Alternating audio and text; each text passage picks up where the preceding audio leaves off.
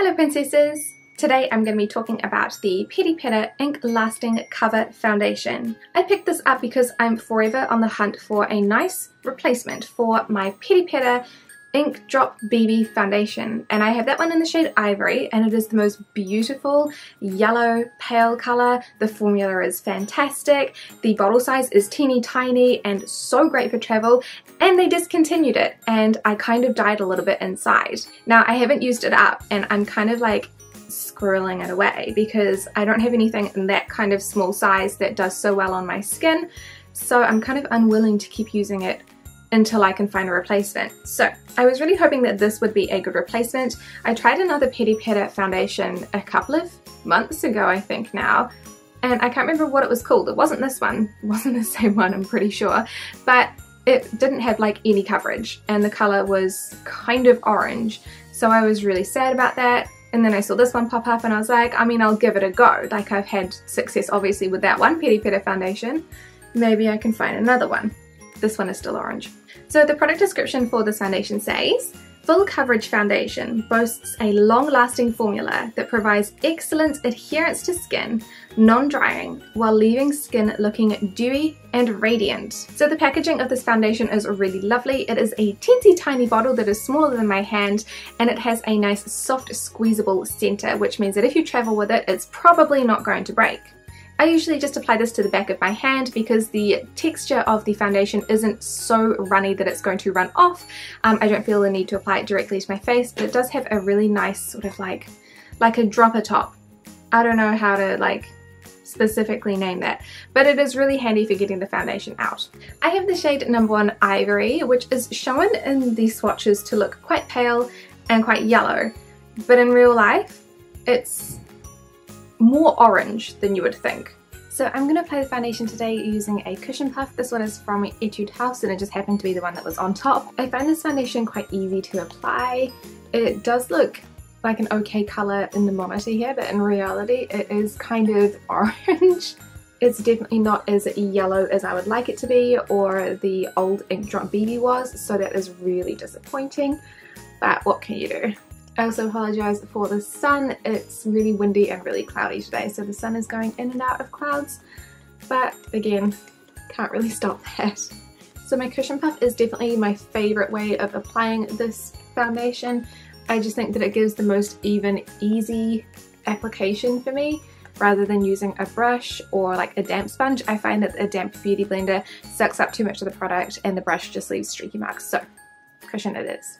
Okay, so this is a half of the face of the Peripera Inklasting foundation. So this is the side with the foundation and then this is the side without. Obviously there is some redness that has been covered up as well as some scarring, but it doesn't have very high coverage. I can still definitely see a lot of scars around my chin and a lot of freckles around my eyes as well. So I'm going to do the other half of my face. Okay, so this is the full face of the Peripera Inklasting Cover Foundation.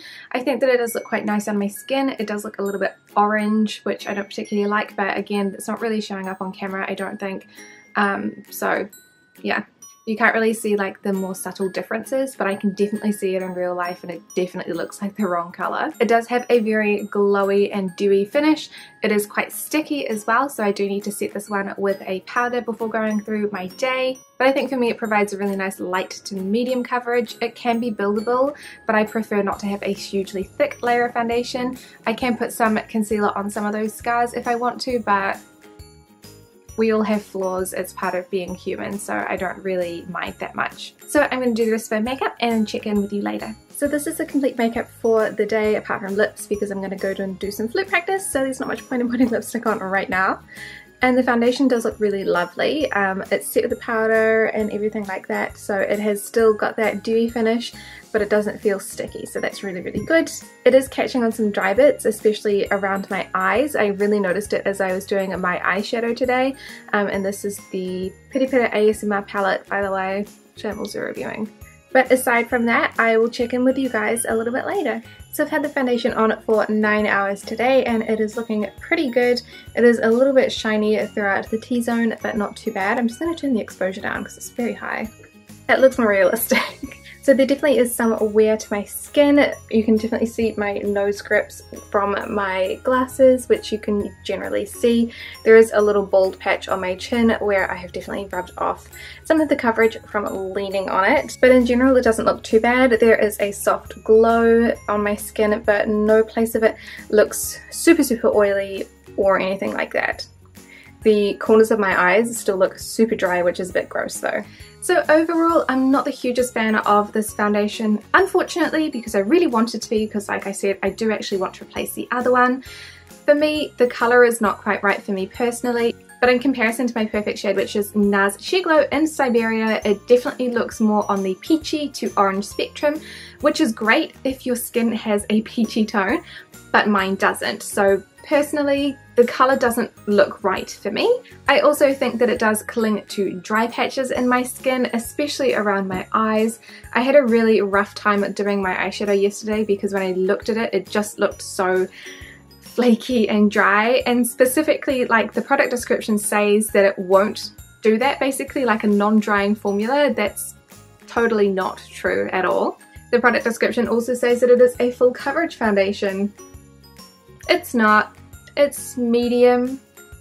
It's a fine medium, I would say. Things like my scar on the top of my lip, definitely not covered. I could see freckles around the side of my face as well. So it's not horrible, but if you have acne and you're wanting to cover it up, looking for a full coverage foundation for that, it's not going to do the job. If you have nice, perfect skin, like skin kind of like mine, but probably with less scars, you'd probably look at this and think, oh great, it's a full coverage foundation. Different things for different people. I know as someone who has had acne in the past that has like a lot of redness, a lot of texture, a lot of bumps, this would be a terrible foundation for me like 4 years ago. Oh my gosh, I can't remember how long I had really bad acne, maybe like 5 years now. Because it's going to cling to all of the dry patches, it's not going to cover up any of those redness, and it's going to just make me look like I kind of tried but didn't really try hard enough. It's not full coverage for that sort of thing, but if you've got skin like mine at the moment, you could get away with calling it full coverage if you really wanted to. And as for the longevity, I feel like the longevity, it's passable. It does look dewy at the end of the day. It does start out looking dewy, but it does look more so at the end of the day. And I could feel the oil on like my fingertips, especially if I touched my nose, and my forehead are the worst points for me. However, it didn't rub off super badly because I didn't go to sleep when I was wearing this one this time, but I had a nice little chin mark from leaning on my chin. It wasn't as extreme as the Moonshot Microfit cushion, which I reviewed 2 weeks ago. That one transferred terribly. This one doesn't transfer that well, but it's going to come off if you touch it too much. Or repetitive touching, because obviously I'm leaning on my chin not just once but like quite a few times, so that is where that comes from. This is a foundation that I would probably recommend for someone who has very normal skin with very little to cover. You'll get a really nice coverage from this, and it probably won't affect the longevity, because if you have normal skin, it's not going to be either too oily at the end of the day or too dry when you apply it initially. So that's pretty much who I would recommend this for. If you have heavy acne, redness, scarring, or anything that you want to cover up, this is not going to be the full coverage foundation that you're looking for. And if you have really dry skin, it is going to cling to the dry patches and the wrinkles and all of the things that you want to hide. So that's a no from me. So unfortunately, this is not the foundation of my dreams. However, if you are looking for something travel sized and you've got fairly normal skin, double quotes normal because there is no normal, but you know what I mean, this is definitely something that I would recommend for you. It is adorable, it is tiny, it is a really great travel companion, but it's not the foundation for me.